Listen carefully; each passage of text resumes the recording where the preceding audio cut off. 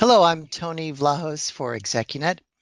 If you're like many people, now and then you feel, well, stuck. It's not uncommon to struggle to find the meaning in your career or your life and to wonder if there's much more to it.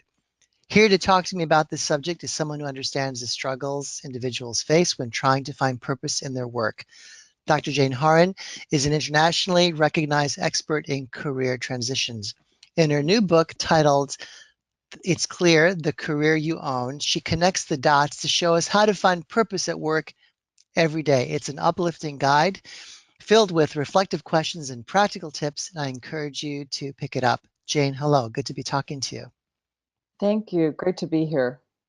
So let's start with your career journey, Jane. What is your personal experience with finding purpose at work? Yeah, that's a I remember I actually worked for a very big entertainment firm and I was at a great event and I was working for a great leader and I was standing in the back of a hotel room where we had this big event and I felt like this whisper might do this anymore and I thought, "What? I really like my job." And that saying, that kind of whisper in my ear kept happening. And then the next thing was I needed to find something that was meaning and impact. But as I looked back on it, that question of finding meaning and impact and purpose had kind of infiltrated my whole life. Like, am I doing? What am I doing? Does it have meaning? And so when you start asking those questions, kind of like the stars align and things start coming for you. And I had all these different job offers. And the reason why I wrote the book is I took the wrong job Hmm. and got into it, and then something happened, and then I really had to answer that question about finding purpose at work. I'm curious what signaled you that it was the wrong job. Was it the boss? Was it the culture? Was it the fit? All the above? It was one of those things where I think I moved for the wrong reasons. I didn't ask myself the right questions, and I ended up doing the same job I was always doing, just in a different location in a different company. Right. And it's where you see it's like, oh, I've seen this movie before, and why am I here? We've all been in that movie. So when we think of purpose, Jane, many of us imagine that it needs to be one single big thing, even a world-changing impact kind of thing. Is that what purpose has to be when you have that moment and you wonder, what's my purpose? Can it be something smaller than world impacting? Absolutely. I think what's really fascinating for me about when I start digging deeper into this topic, how we all have this huge idea. Like when you say the word purpose, people think, oh my God, I need to go to an ashram. I need to figure out what I'm doing with my life. And we think about these big things. I need to solve world hunger or whatever. And it's actually quite fascinating, this word purpose across cultures too, because I've had lots of pushback when I give talks in China or Japan or other places. But it doesn't have to be that. What it is, am I aligned with my values? Am Mhm. I aligned with my strengths, what I do really well? And who do I want to impact, or why am I doing what I do?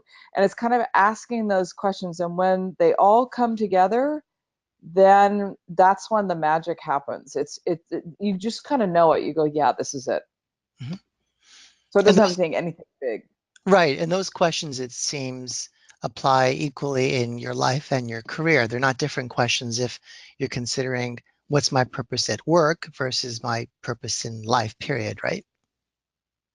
Yeah, and that's what I look at work and life as integrated. And of Mhm. course, what I do now is I feel like I am doing what's purposeful for me, but they're integrated. So kind of they all go together. So this is where I had a fascinating woman say to me, "Look, I gave a talk on purpose." She goes, "I get it, but I need to do that after I've made millions of dollars. Purpose is like my life. It's bigger than this." And I said, you know what? I don't see it comes together, and let me share with you why it comes together. Because I found at midlife or mid-career, people start seeking these questions about why am I here and what am I doing?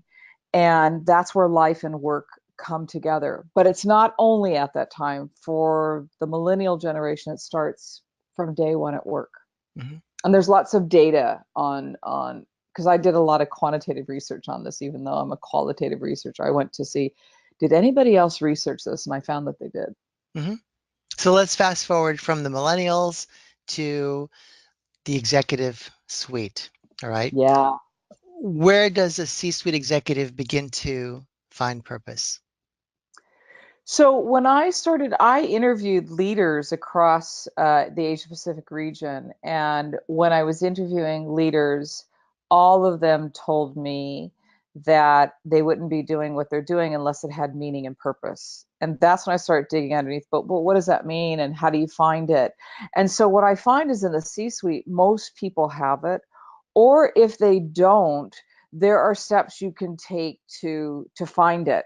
And again, it goes back to looking at values, but it's almost like asking yourself, what can I uh, what can I do every day? What do I do that I can do constantly and don't realize the time passing? And if you can start thinking about what that is and getting some answers around that, that actually is a hint of what purpose is all about. Hmm. And so the C-suite one is, I think most people I spoke to have it, and if they don't, they go and find it, and then there's questions you can ask yourself to kind of get more alignment around it. Is it difficult or more difficult for someone in the C-suite to separate the meaning of what I'm doing from the reasons why I'm doing it? So you might be involved in something highly meaningful, where, as you said, you don't notice the time passing, but the reasons why you're doing it have, for many of us, a lot to do with compensation or prestige or fear or desire for advancement. And those are distinct, it seems, from your purpose. Am I off on that? Yeah, when you're talking the C-suite, what I have found is a lot of those areas around money, status, you're kind of there. Mhm. Um, so they're in a different level of purpose. But so when I started researching my book, I found a fascinating company called Imperative Consulting, and they look at purpose. And they look at it as in a purpose orientation. So we either have a purpose orientation at work or we have a money orientation at work, and both are okay. Mine is more purpose oriented. And what I found with CEOs is theirs are also more purpose oriented. And you might start out with a money orientation, but you get to a certain point in your life and a certain point in your life where status and money aren't that important. And it's the purpose orientation that drives you. Mhm. Got it. So, what are some daily moments where folks in the C-suite can be purposeful that they might overlook because of the hustle and bustle, because of the goals, the priorities, the spreadsheets? Is it easy to lose sight of your purpose? And if you have, how do you take some small steps to get back on track? It's absolutely easy to lose sight of it. And a big driver that I think I might have wrote about the story in my book is I was asked to coach a very senior executive at a bank, and the bank said, "Look, if the person wants to leave our firm, we understand it. We'd love to have them stay. If they want to redesign their job, it's fine with us." And so it was it's a company that I always have a lot of respect for. And what it was an executive that had completely gone off the charts, like didn't have anything else in their life. It was just all about work, from 7 to 9 at night or some ridiculous hours, and not spending time with their family, not spending time doing anything outside of work. And so I spent 6 months with this person kind of reevaluating, well, what do you like to do? What, and the answer was, I don't know. I work. Well, when you were a kid, what did you like to do? I like to read. Do you read now? Yeah, policies. Okay, well, and so it was just peeling back all that stuff that had been shut out of the life, and then putting it back in. And so I don't, if you have enough time, you can go to an ashram and you can go to a retreat and all that. But I actually think you just stop and say, what do I look forward to?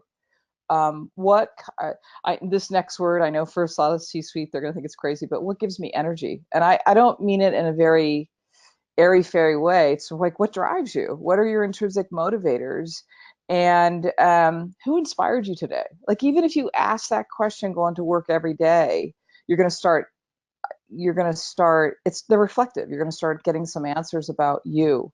And I also recommend to the C-suite is start asking your employees these same questions, like, on your way to work, what are you looking forward to? Or what did you learn this month? Or what are you looking forward to next year? And these start unraveling interests, and it's not about the title of the job. It's actually about that person at that moment in time. Yes, I find in speaking to so many CEOs and gosh, lawyers even, when the question comes down to identity, they often tell me, I've lost that sense of myself. I know what I'm doing at work. I'm great at my job.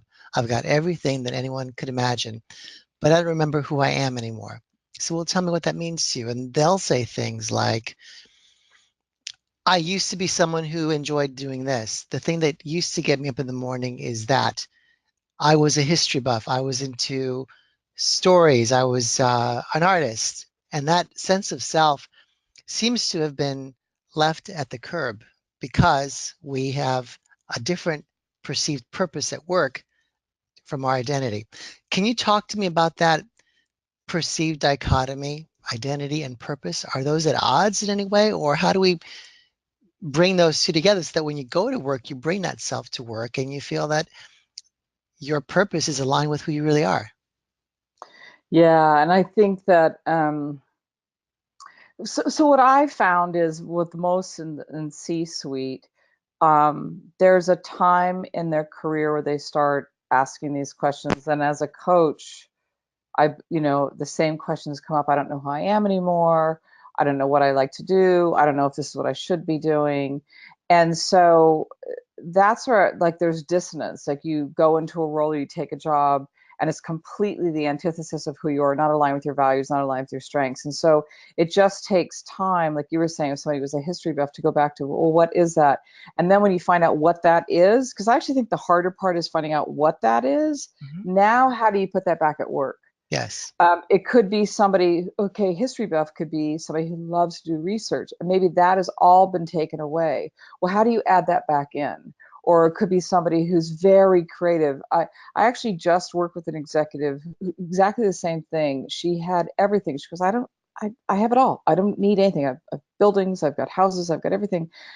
And then I'm like, well, what's driving you? And what makes you show up every day? What makes you go back there? And so we started asking, finding out what she likes to do, and then how does she put that back into the office? So you Mm. have to. I don't think we can do work and then be who we are at home. But that's my philosophy. I think they have to be integrated, and if they're not, that's when people's go seek a coach or go talk to somebody else to say, I need to find out who I am. Yes, well said. Jane, one last question. Are we ever done finding purpose at work, for example? No, and this is the beauty of it. So I think there's a few things that I found out about researching purpose. One is it's unique to all of us. So I started out looking at values and I found that they're kind of universal, but strengths, finding out our strengths and linking it to purpose is what makes us unique. So my purpose is going to be very different than yours, and it changes over time. So we Right. have these multiple lives and multiple selves and things that we do, and you can't just, I mean, some people could find that purpose and it could drive them through their whole life, but most of us change and it waxes and wanes, and we go into different directions. So that's why the way I wrote my book, you can go into any chapter and think, well, let me just deal with this for a minute, and let me, kind of do this little exercise, and oh yeah, now I got it. And so I feel it touches on every part of our lives where we are. Yeah, and you can do it start to finish, or you can just jump into the middle of it. So no, you might find purpose for a year, couple years, and then something changes and it takes you on a different path. And that's part of the adventure, right? If we're always the same, what's the Well, point? I think that's what makes it life and work fun. So Jane, talk to me please about how individual purpose of a business leader tracks back to the organization. What's the relationship between those two things? So, great question. When I started researching purpose and interviewing leaders, I wanted to see if there was a connection, because a lot of times I was talking to people about purpose, or I've been giving talks on it. People think it's just a lot of fluff, but there's a direct link to collaboration, innovation, intent to stay, well being. Mm. And there's percentages on this. Like I could give you the data if your group wanted it, but tons and tons of research linking it. So it's not just a nice thing to do. It actually brings a whole lot back to the organization. Mm-hmm. Well, here's the book again, everyone. Hope you can see it. There you are. It is filled with exercises and poetry and practical tips and a lot of wisdom. I encourage you to pick up Jane Horan's book. Now it's clear the career you own. Jane, thank you so much. There it is again. Oh, whoa, there we go. Thank you so Thank much you. for making time today to talk to me. I'm sure our audience will love to hear what we have to say, and let's stay in touch. Have a great Thanks day so in much. Singapore. Yes. Okay. Bye for now. Bye bye.